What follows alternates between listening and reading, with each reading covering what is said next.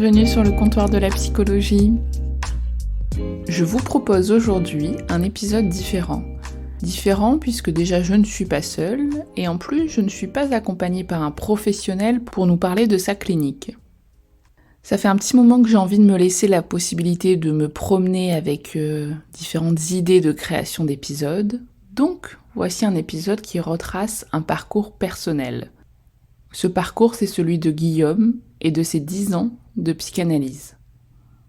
J'ai pas envie de vous en dire beaucoup plus sur Guillaume parce que j'ai envie que vous l'écoutiez, que vous découvriez son expérience, ses ressentis. Je vous informe directement que cet épisode est en 2 parties, donc c'est un long témoignage qui aurait pu même durer encore 2 heures de plus tellement le retour de Guillaume est riche. L'épisode sera donc 2 épisodes, la première partie maintenant et la deuxième partie dans 15 jours.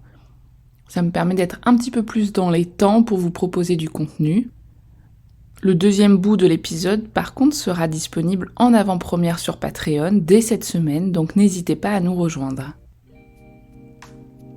En attendant, je vous laisse avec Guillaume et notre conversation. C'est bon, on est tout bon. Je m'installe. Vas-y. Ok. Tu mets ton petit plaid pour être à l'aise? Ouais, j'ai froid. T'as pas froid? Non, pas du tout. En fait, pour le son, je coupe toujours mon chauffage chez moi.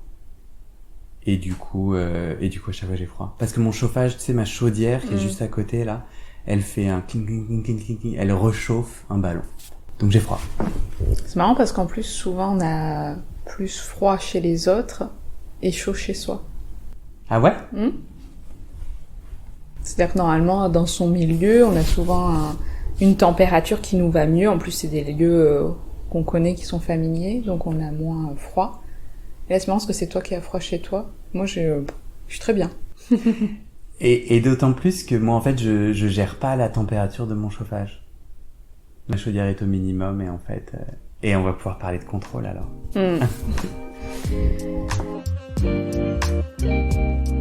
Alors du coup, Guillaume, on se retrouve aujourd'hui puisque tu vas venir me parler de ton analyse, qui a duré 10 ans, si j'ai bien compris.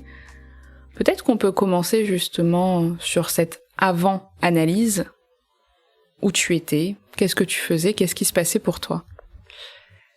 Donc tu veux que je te raconte juste avant de commencer la première fois où je suis allé chez mon analyste, qu'est-ce qui s'est passé? Ouais, c'est ça. Moi, j'ai commencé la psychanalyse à l'âge de 18 ans. En fait, je prends du temps pour répondre parce que je m'inquiète de pas être factuellement exact. Mais à la louche, du coup, je vais me détendre et à la louche. En gros, je commence à avoir des crises d'angoisse pendant des examens. L'autre moment clé, c'est que je fume des bédos, je fume du hashish et j'ai une grosse crise d'angoisse parce que j'ai dû fumer quelque chose de pas bien ou trop. À partir de ce moment-là, de cette prise de drogue douce et du coup le shit me procure une énorme angoisse.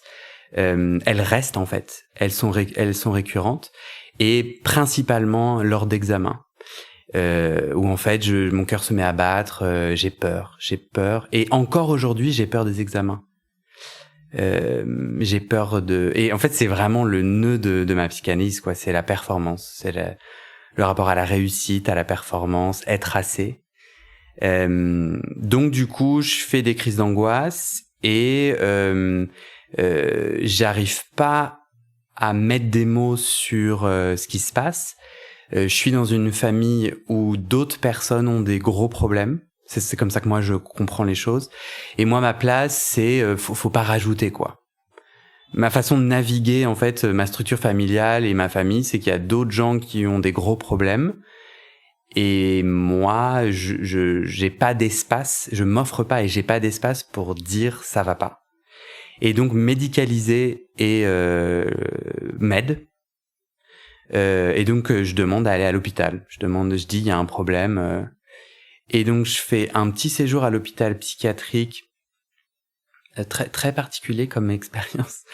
Mais j'avais besoin en fait de médicaliser quoi. Et je crois aussi que dans ma famille, une fois que dans ma famille ou en général, tu vois, quand c'est grave, c'est à l'hôpital. Donc j'avais besoin de dire c'est grave et donc j'étais à l'hôpital quoi. Mais en gros, j'avais pas trop ma place là et donc après je suis allé dans un autre centre. Une des clés aussi, c'est que je me suis déscolarisé quelque temps.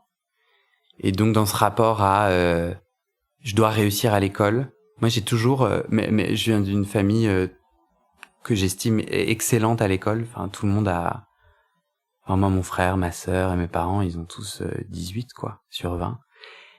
Et moi j'ai l'impression et vraiment je sais que je raconte une histoire qui est je sais que en fait factuellement c'est pas forcément vrai, mais je parle vraiment moi de ma perception.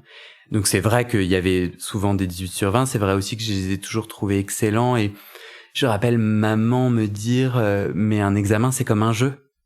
Et moi j'étais là mais quel horrible jeu, mais elle a raison, elle avait raison. En tout cas, c'est comme ça que dans ma famille l'examen était je pense était vu et puis la scolarité et puis mon frère est vraiment scolairement excellent. Et ma sœur, j'ai toujours trouvé qu'elle était aussi très forte. Alors après, elle a eu un chemin plus compliqué qui a fait que elle a pas fait des études prestigieuses, mais dans ma famille et même dans ma famille large, je viens de un grand-père, un père et un frère qui ont fait Polytechnique. Donc grosse angoisse d'examen, hôpital psychiatrique un coup, un autre centre 2 mois. Où c'est marrant parce que je vais peut-être parler d'ongles, de vernis à ongles et tout. Je me souviens de ce centre que pour la première fois j'ai mis de l'auto-bronzant. Et alors moi toujours encore aujourd'hui le concept des crèmes, le concept de prendre soin de soi où ça sent bon et le concept de tu peux acheter plein de crèmes et avoir plein d'odeurs différentes. Mais alors moi je suis refait quoi, c'est génial. Et le concept de l'auto-bronzant qui est quand même quelque chose de uniquement féminin, je commençais à explorer un peu ma féminité alors par petits bouts et donc je me souviens de ça. Autant te dire que j'avais peut-être une tête orange. C'est marrant en plus le côté presque début thérapeutique de tu te mets de l'auto-bronzant pour changer de peau. Ah ouais. En arrivant en tout cas dans ce centre-là. Symboliquement, c'est marrant, je trouve, cet auto-bronzant. Ouais, non, tu m'offres ça, ouais, ça me parle vachement, complètement. Et en fait, c'était grâce à une autre pensionnaire, je sais pas comment, bénéficiaire, une femme qui devait avoir des crèmes, et puis moi puis ouais, on avait sympathisé. Et je me souviens vraiment de un moment de faire une excursion hors du centre pour aller dans un étalage dans un magasin de crème quoi et de me dire mais c'est absolument génial et c'est vrai que c'était interdit quoi pour moi interdit un garçon ça fait pas ça quoi donc je me souviens de ça et je me souviens aussi que j'ai vraiment ma mère à ce moment-là. Je sens que je me rappelle que ma mère a vraiment été au rendez-vous auquel je lui demandais d'être. Et je crois que si je n'arrivais pas à lui exprimer des choses et si j'avais besoin en fait d'être entendu et que c'était soit pas possible, soit moi j'y arrivais pas. En tout cas, elle a été là pour moi physiquement, tu vois. Donc je sais que elle a diminué son temps de travail pour moi, alors que maman a toujours été quelqu'un de professionnellement très engagé et qui se nourrit énormément de cet espace-là. Et je me rappelle qu'elle m'a amené des pommes, des Pink Lady et des sucettes au coca. Et moi, les parents m'ont jamais acheté maman m'a jamais acheté des sucreries. C'était pas dans d'autres familles, il y avait un placard. Nous, on avait des gâteaux et tout, mais genre vraiment les bonbons, c'était non. Et donc j'avais vraiment l'impression que il y avait une transgression. En fait, pour moi, ce qui est vraiment important, c'est que non seulement c'est ok, c'est grave, mais en plus il y avait ok, on fait pas comme d'habitude et il y a certaines règles qui peuvent changer. Et puis c'est assez régressif aussi. Bah ouais, complètement. De justement ce côté aussi petit garçon qui est pris en charge et donc où tu reprends cette posture avec ta maman. Ouais, complètement.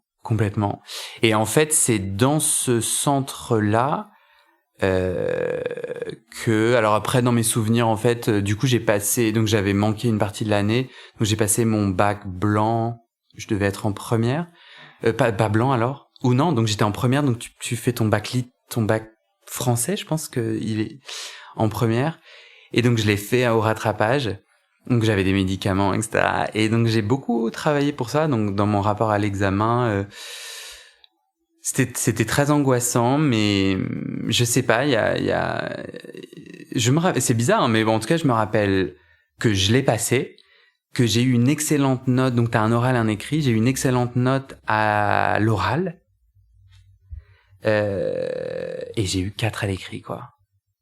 Et je pense que, en fait, ça me fait rire parce que du coup, je pense qu'aussi, peut-être que ça m'a aidé de voir que j'avais inventé une histoire que mon amour familial était dépendant de notes et tout. Et ça a jamais été le cas, hein. Mes parents m'ont jamais mis la pression de quoi que ce soit. Genre jamais ils m'ont dit t'as combien, jamais. Et c'est même au contraire, hein. C'est moi qui me la mettais tout seul. Et je pense que peut-être ça m'a aidé d'avoir 4 ou 5. Bon, premier échec. Ah bah voilà, je suis vivant et j'ai eu mon bac. Et alors, du coup, pour en revenir à cette arrivée dans l'analyse, comment ça s'est passé? Eh ben, c'est il y a tellement longtemps. Donc j'ai fait 10 ans dans le cabinet, mais 17 ans avec des pauses. Tu vois ce que je veux dire? Donc là, en fait, genre si je te raconte, je vais dire n'importe quoi, je crois. De quoi je me souviens? Je me souviens que j'étais d'abord assis pendant pas mal d'années, face à face. Mais par exemple, ta première rencontre avec un analyste, comment ça s'est passé? C'est-à-dire la première fois où tu as franchi la porte, tu attendais, ou tu as pris rendez-vous, et tu as rencontré un analyste. Ben c'était lui, c'était mon analyste. Moi, je savais pas ce que c'était. Est-ce que je savais? Alors, non, en terminale, j'étais fan de Freud. Je crois qu'en philosophie, il me semble qu'on étudiait à un moment donné Freud, l'inconscient et tout. Oh, j'étais surfan. Et du coup, j'avais acheté des bouquins et j'avais rien compris. Et j'avais eu à nouveau ce sentiment de je suis pas assez bon pour comprendre, je suis pas assez bon. Et en fait, moi, la complexité me sanctionne. Je me sanctionne, tu vois. Je me dis, bah voilà, en fait, il y a les bons qui font des hautes études, qui sont en capacité de comprendre ces écrits. Et c'était genre l'introduction à la psychanalyse. Et moi, en fait, je suis pas assez bon parce que je suis trop impatient et le problème vient de moi, tu vois. C'est pas l'écrit, c'est qu'en fait, comme je suis trop impatient, que je prends pas le temps de décortiquer chaque phrase et tout. Sauf que moi, ça me met pas en joie de décortiquer chaque phrase. Donc j'ai des souvenirs quand même de comprendre un peu la psychanalyse, mais pas du tout de savoir que je mets les pieds chez un psychanalyste. Il y avait pas du tout de conscient, c'était pas conscient.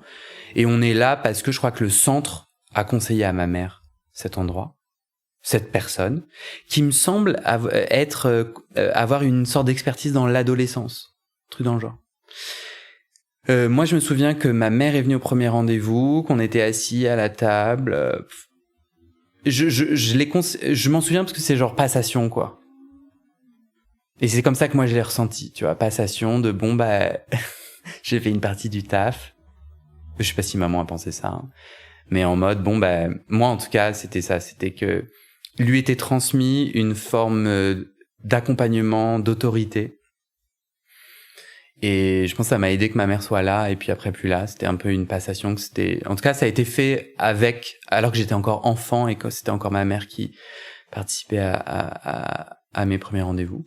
Au fur et à mesure, cabinet assez cossu, je sais pas trop ce que veut dire ce terme, mais un peu moquette, assez grand, assez imposant, assez élitiste. Riche. Il est vraiment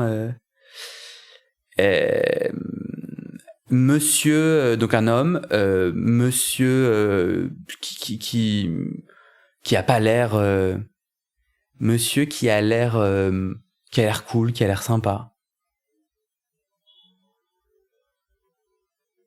qui a l'air très introverti, qui fait pas de spectacle, mais qui est très présent, avec une forte présence.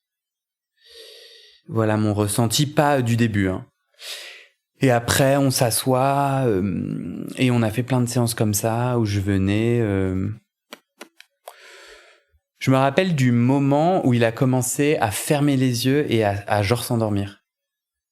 Et là, je me suis dit, mais c'est quoi ce délire ? Mais il me fait quoi, là ? Et me ressentir vraiment genre un choc en moi. Je suis en train de lui parler et vraiment, donc hop, on est, tu vois, les sièges sont pas face à face, sont légèrement décalés, donc tu vois, donc on se tourne légèrement, moi vers la droite, lui vers la gauche pour se voir. Et là, il me regarde et puis de toute façon, il disait pas énormément, je crois. Et il commence à fermer les yeux et à baisser un peu le visage. Moi, je suis là, mais le mec, il s'endort là. Et pour la première fois, je rencontre, c'est quoi ma posture face à l'autorité que je donne aux gens, quoi. Donc, j'ose pas dire. Ouais, je suis trop mal à l'aise et tout. Et je crois que j'arrive assez rapidement à lui dire, vous fermez les yeux là ? Mais moi, il y a une grosse différence entre ma capacité à verbaliser et la réalité qui se passe en moi. Donc du coup, de l'extérieur, ils se disent, bah, il y a aucun problème, tu lui as dit direct.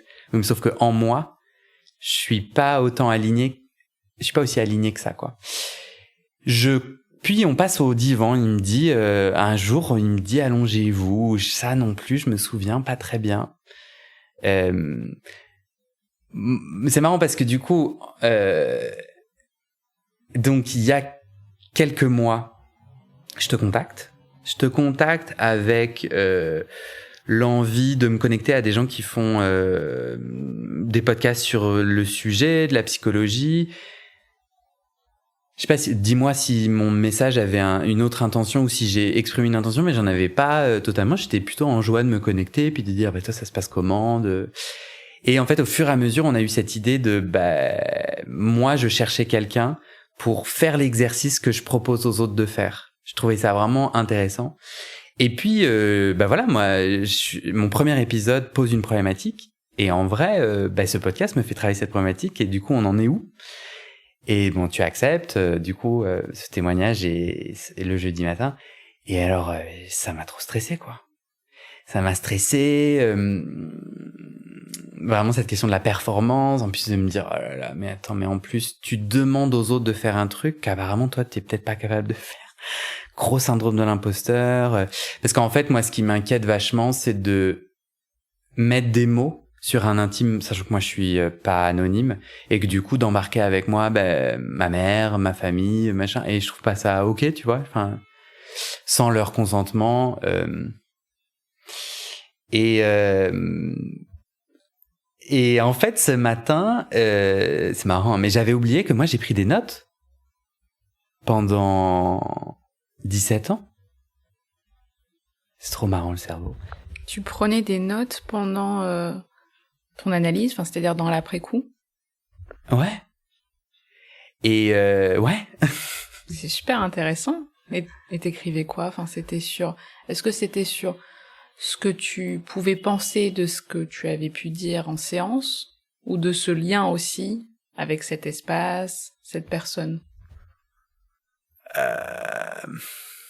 Moi, c'était thérapeutique. En fait, moi, mon gros enjeu, c'est de sortir du non-dit. C'est de trouver ma voix avec un X et ma voix avec un E. Et l'écrit me permettait d'aider à tirer le fil, d'aider à...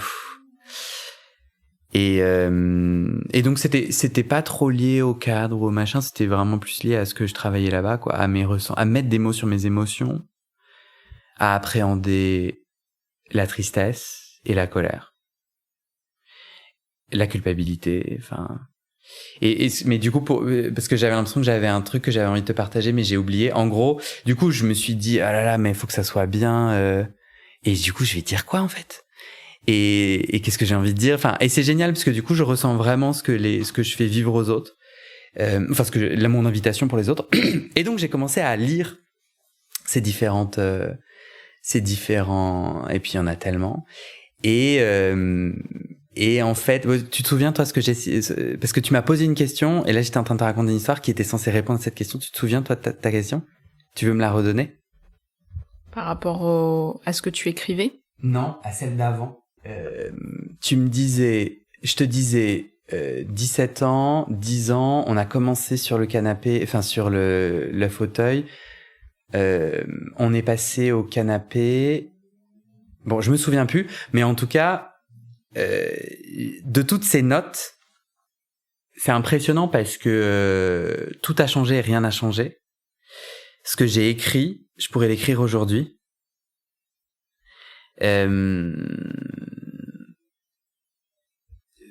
Moi, j'écrivais pas trop à son endroit. En fait, j'ai toujours eu beaucoup d'espace dans ma psychanalyse pour l'engueuler, pour vivre pleinement. Est-ce que c'est vrai ce que je dis? Mais en gros, genre, ah ouais, il y a une note que j'ai trouvée très chouette. Donc oui, pardon. Ok, c'est ça que je voulais dire. J'arrête pas de dire mon psychanalyste ne disait rien, et c'est faux. Et je l'ai découvert ce matin. J'ai noté plein de phrases qu'il m'a donné. Et c'est un peu ça, en fait, que je trouve compliqué avec le jeu du témoignage, et d'ailleurs que je dis aux personnes qui participent à mon podcast, c'est que je leur dis, mais de toute façon, vous savez, vous allez omettre plein de choses et raconter l'histoire que vous avez envie d'entendre ou besoin d'entendre. Et ça ne sera pas vraiment la réalité. Et c'est pas grave, c'est-à-dire le moment où moi je raconte mon rapport à la performance et à l'examen, même si par exemple ma famille écoutait et disait, mais c'est faux Guillaume, moi j'ai jamais eu 18 de moyenne. On s'en fout. Parce que c'est moi ce que je m'étais raconté et ce que j'avais enregistré, et ce à partir du quoi j'ai une souffrance, donc mais je trouve ça vachement intéressant. Et notamment, un jour, je lui ai dit « Ah, je vous maudis ». Et lui m'a répondu « Dites-moi ces mots ». Ah mais génial. Et donc, par rapport au cadre, j'avais pas trop de questions.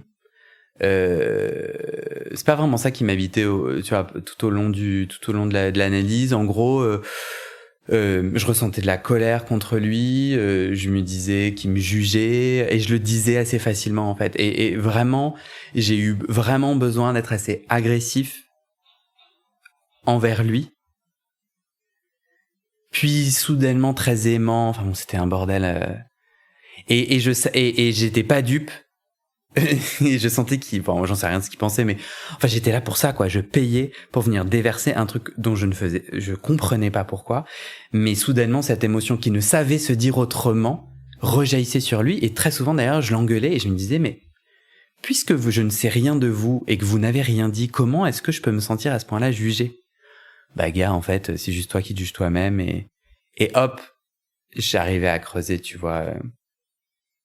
Mais moi, ça a toujours bien fonctionné, du coup, l'invitation a toujours bien fonctionné. Et la fin de ma psychanalyse a été vraiment, ok, tu vois, je suis allongé sur le divan et j'ose me tourner, le regarder.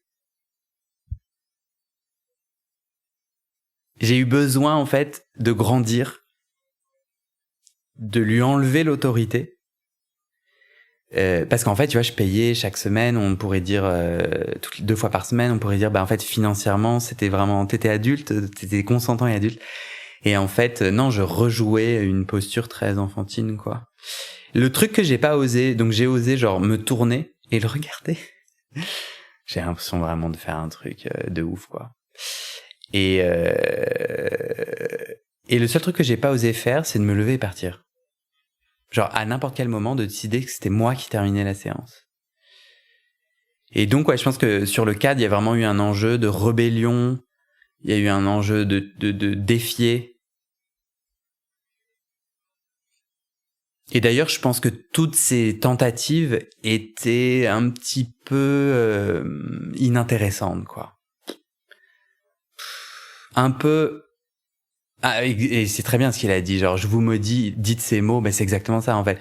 Non, mais au lieu de dépenser autant d'énergie à te dire, ah là, je vais me lever et partir et mettre l'argent sur ou bien, ah là, je vais me retourner. En fait, qu'est-ce qui est en train d'essayer de se dire, quoi? Et du coup, tant que t'es dans cet espace, dis-le. Un peu des deux, quoi. Et toi, du coup, quand tu traverses ta vie avec à côté cette analyse, comment justement il y avait peut-être des choses qui se passaient dans ce cadre-là et qui pouvaient peut-être potentiellement bousculer ta vie perso, ta façon de vivre certaines choses. Est-ce que justement tu avais une réflexion sur tiens, il y a quelque chose qui à ce moment-là peut-être a pu être dit en analyse, pensé, vécu, et tiens, peut-être que dans ma vie personnelle, avec les autres, avec soi-même, il y a quelque chose qui peut peut-être bouger. Est-ce que tu pouvais te positionner dans cette réflexion-là ? Je vais reformuler ta question pour m'assurer que je l'ai bien comprise. Est-ce que toi, tu me demandes, est-ce que grâce au travail de la psychanalyse, j'ai modifié mon quotidien ou j'ai été différent dans mon quotidien ? Pas forcément en termes de est-ce qu'il y a eu des résultats, mais plus est-ce que toi tu pensais à ça ? C'est-à-dire est-ce que en allant chez cet analyste, tu avais aussi une réflexion autour de tiens, qu'est-ce que ça provoque après dans ma vie de tous les jours ? Sans dire forcément tiens, est-ce que ça fonctionne bien, est-ce que vraiment j'évolue, etc. Mais au final, c'est aussi une façon de demander de qu'est-ce que vraiment tu cherchais. Et est-ce que tu te questionnais sur ok, ce que je cherche a du sens parce qu'il y a des choses qui peuvent peut-être bouger, évoluer ou pas, ou au contraire régresser à certains moments. Ouais, j'y suis toujours allé en voyant le résultat immédiat et confus. Et les choses bougeaient concrètement. Donc pour moi, l'enjeu de ma psychanalyse, c'était devenir moi et comprendre qui j'étais quand j'ai arrêté de me culpabiliser ou de m'empêcher. Je suis qui, en fait ? Et en fait, je saurais pas être éloquent sur 10 ans de psychanalyse. Je me rends compte à quel point toutes les questions que je pose aux gens sont vraiment complexes. Mais bon, c'est chouette, chacun de cette complexité en fait quelque chose. Moi, ce que j'en fais là tout de suite, c'est j'ai beaucoup pleuré. J'ai beaucoup pleuré, en fait. Et encore aujourd'hui, j'apprends à accueillir la tristesse et genre, ultra galère. Je n'aime pas la tristesse. Je ne veux pas voir la tristesse. Et je me déconnecte de la tristesse. Vraiment, c'est une émotion qui me fait peur, qui me fait mal. Et en fait, quand je suis avec des gens proches qui ont mal ou qui sont tristes, c'est terrible pour moi. C'est vraiment terrible. Je me sens impuissant. Au quotidien, la tristesse me ralentit. La tristesse m'empêche de faire. Et moi, en fait, je suis ce que je fais. Et alors, le moment où je suis triste et où du coup, il y a juste un moment où il s'agit d'être traversé et d'être dans cette énergie basse. Quelle horreur. Et quelle horreur, j'ai peur. Non, merci. J'aimerais changer ma commande, s'il vous plaît. Et du coup, la psychanalyse, je me rappelle vraiment de plein de fois, notamment des fois très très puissantes où je parle, donc je suis allongé, je parle, je fais une libre association, donc concrètement, je viens avec ce qu'il y a, mais tu observes là que j'ai pas trop du mal à parler, donc ça sort et tout. Et soudainement, j'ai un sanglot, et là je me mets à pleurer, une tristesse passée, une agression passée, une injustice passée, et la revoici que je pleure comme si j'étais cette victime. Et je suis ressorti de nombreuses fois de séances, mais fatigué, mais de cette bonne fatigue de non mais moi il est 14h et je vais aller me coucher. Vraiment de cette épuisé, mais dans le bon sens du terme, tu sais, comme quand t'as raclé le fond, quand t'as vidé, tu vois. Et en fait, Guillaume, la tristesse, c'est vider pour remplir différemment, mieux, ou pour pouvoir continuer à remplir. Et donc aujourd'hui, j'ai repris une thérapie spécialement sur les émotions, parce que j'ai des douleurs au dos, je rencontre des problèmes dans ma vie personnelle. Enfin, je fais face à un niveau de souffrance et de tristesse dans ma vie personnelle. Très intéressant lapsus, j'ai dit professionnel. Et j'arrive pas à la gérer, je la bloque dans le dos. je surtravaille, je suis dans la surperformance. Je commence très tôt, je finis très tard. Et il y a plus d'espace pour que cette tristesse se connecte à moi. Et du coup, j'ai mal au dos. Et je suis... Donc voilà, donc j'ai eu envie de recommencer. Puis, suite à ces 10 ans de psychanalyse, pour moi, stop, super et tout. Et j'ai envie d'aller explorer autre chose. Donc, je suis devenu coach. Et puis, et vraiment, le coaching sur l'action de la performance m'a énormément aidé. Je découvre plein d'autres outils. Donc, j'avais envie d'aller trouver autre chose et faire... Et donc là, ouais, je travaille sur cette émotion et c'est encore un de mes gros sujets. Donc, sur le divan, pleurer. En fait, aujourd'hui, j'ai plus besoin de pleurer face à quelqu'un qui est le miroir. J'ai besoin de pleurer face à des gens dans la réalité, en fait. J'ai besoin de pleurer avec ceux qui souffrent. J'ai besoin de pleurer avec ceux qui m'aiment. Et en fait, j'ai pas besoin, tu vois ce que je veux dire? J'ai pas besoin d'être allongé et de quelqu'un de plus ou moins évanescent m'apporte une oreille avec laquelle je me permets de pleurer. Aujourd'hui, je crois que je suis apte à commencer à pleurer quand c'est triste. Et non plus quelques mois ou quelques années plus tard avec quelqu'un qui n'existe pas vraiment. Parce que sinon, et c'est très bien, hein, mais j'étais pas capable avant de pleurer avec quelqu'un qui existe vraiment. Donc la souffrance, la tristesse, ça a été beaucoup ça sur le divan. J'ai grandi dans un milieu que je considère quand même très homophobe. Je suis homosexuel, j'ai galéré, j'ai vraiment mal vécu mon adolescence. Alors ouais, j'ai mal vécu mon adolescence et j'ai vraiment eu peur de mourir socialement en fait. Donc moi je fais beaucoup de choses et je cherche à être validé. Parce qu'un jour, j'ai vraiment cru que j'allais mourir socialement, quoi. Parce que j'étais trop efféminé, parce que on me rejetait, et tout le monde me rejetait, même dans mon cercle extrêmement intime. Et donc, en fait, bah, c'était vrai, je pouvais vraiment mourir socialement, quoi. Parce qu'on me rejetait à tous les endroits. Et ça a imprimé quelque chose de très puissant en moi. Donc, il a vraiment été question, tu vois, je dirais vraiment dans la psychanalyse, sortir de la culpabilité d'être homosexuel, déconnecter culpabilité, homosexualité et aller à la rencontre en fait de toutes ces émotions, de qui j'étais, et mettre des mots sur l'injustice. Tu vas mettre des mots sur non en fait ça c'est pas ok.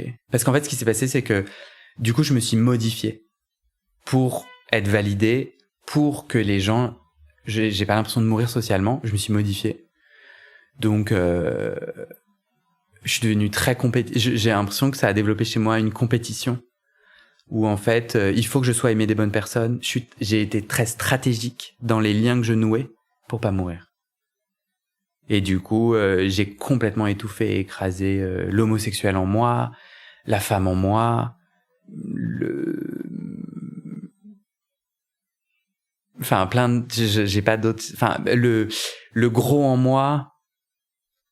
Et pour moi, être gros, c'est pas négatif, enfin, tu vois, les corps en moi, enfin, tu vois, genre. Et je me suis écrasé pour avoir l'air, physiquement, de la personne que du coup, on va accepter dans le cercle social, avoir le bon ton de voix, ne pas être trop efféminé, pas bouger mes mains d'une certaine manière, etc. Donc ça, la psychanalyse a mis ça vachement en lumière et mon analyste, parfois, je me disais, il me juge de ouf. En fait, le gars, c'est un copier-coller de Versailles, milieu traditionnel. Je sais pas d'où il vient, je sais pas qui il est. C'est trop intéressant.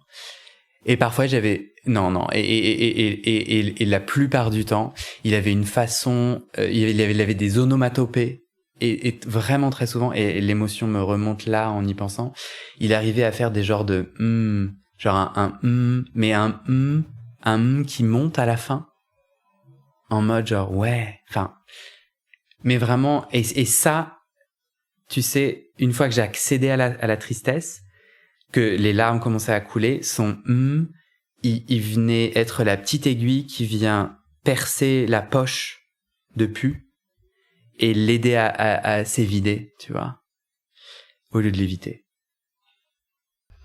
C'est-à-dire que, en tout cas, j'ai l'impression que tu as vécu cette analyse avec justement un analyste qui laissait place à toute cette zone de projection que tu as vraiment, en tout cas, pu, parce que c'était une figure, comme on pourrait dire, une toile blanche, t'as pu vraiment exprimer sans forcément du coup te questionner sur ce qui se passait forcément à ce moment-là, ce que tu amenais, ce cadre de lui, qui il était ou ce que vous faisiez ensemble. J'ai l'impression que t'étais vraiment dans quelque chose de l'ordre de projeter, apporter, déverser pendant toutes ces années, et que c'est peut-être aujourd'hui que vu que ça fait quelque temps que t'es plus en analyse, que tu réfléchis à tout ça, mais que ça se passait pas à ce moment-là, du coup. Parce que, tu vois, moi, quand je t'écoute, je me demande ce que ça devait faire vivre à cette adolescence, ce jeune adulte, ce cadre, ce silence, sa place d'homme, ce lieu. Mais j'ai l'impression que là, tu peux en dire quelque chose dans l'après-coup, mais qu'à ce moment-là, tu ne le questionnais pas tant que ça. C'est super intéressant ce que... Oui. Non, je pense que c'est qui je suis. Moi, je suis très instinctif. Je travaille à l'intuition, à l'instinct. Et d'ailleurs, c'est vraiment... c'est pas facile pour moi parce que moi qui veux être tant validé, et quand je cherche des validations dans le monde extérieur, je connais peu de personnes et je vois peu d'histoires d'instinct, d'intuition. Je vois, et je suis trop fort pour les plans d'action, mais je vois des gens qui sont dans des plans d'action, je vois des gens qui sont dans des stratégies, je vois des gens qui... mais en fait, non, moi je suis dans le moment, dans le présent, enfin, dans les bons jours, et quand je suis vraiment le Guillaume que je veux être, je suis dans l'intuition, je suis dans le moment, et ça me blesse beaucoup d'essayer d'être méta, donc d'essayer de m'auto-machiner donc, et d'ailleurs je le vois au quotidien, donc ce podcast-là, je ne sais pas ce qu'il deviendra, je sais ce qu'il a été, et je sais ce qu'il est, mais je sais pas ce qu'il deviendra, et donc tu vois, il y a des étincelles, je me lance, mais après je suis en train de faire je sais juste dire que je suis en train de faire un podcast, et j'adore ça d'ailleurs, que de pas surréfléchir. Pour autant, je suis très analytique, mais ouais, j'ai pas l'impression de, pendant mon analyse, m'être dit, tiens, il est en train de se passer ci, de se passer ça. Si, c'est pas tout à fait vrai, parce que, non, pendant le divan, quand je pouvais dire, mais vraiment, je vous maudis et tout, super rapidement, j'étais là, mais Guillaume, tu joues à quoi? Enfin, ou tu vois, quand je me disais, mais là, il doit penser ceci, cela, j'étais là, non, Guillaume, là, t'es en train de raconter une histoire qui est pas vraie.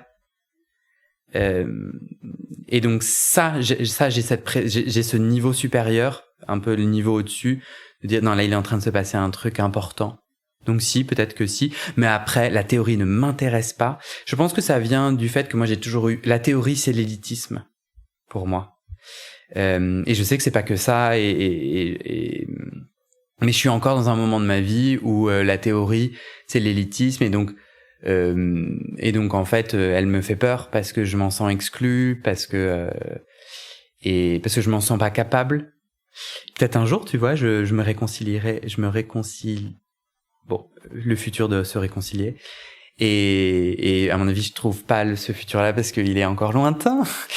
Moi j'adore je vais faire un podcast, et j'ai confiance que je vais trouver comment.